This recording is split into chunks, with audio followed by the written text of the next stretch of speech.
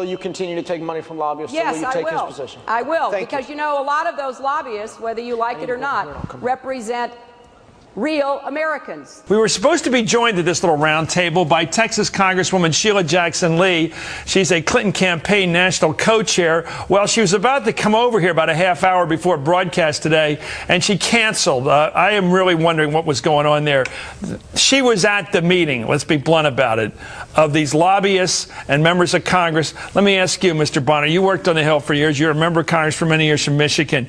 Is it kosher to have a meeting set up where you bring a bunch of lobbyists who sell equipment to the federal government, vendors, people that want money from the till, with policy members, state lawmakers from various committees, set them all together, give them some food and booze and say, why don't you guys get together? And by the way, give me money in my campaign for this little matchmaking, some might say pimping. Is this corrupt what Hilary Clinton's doing, holding fundraisers with lobbyists, pimping them, basically saying, if you give money to me, you lobbyists, I'll sit you down to lunch with members of Congress, chairmen of committees, and they'll sit around with you and you'll get to be friends with each other. But give me the money first and I'll set up those deals, those lunches.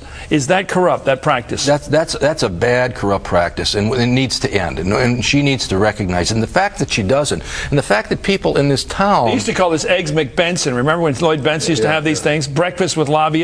Yeah, I know. And the fact that people don't recognize the corrosiveness of this just shows you how out of touch they are with the rest of the country. You tell this to the rest of the country are going to say, what? People pay $1,000, then they get to meet with the chairman of the committee to help. It's called pay to play.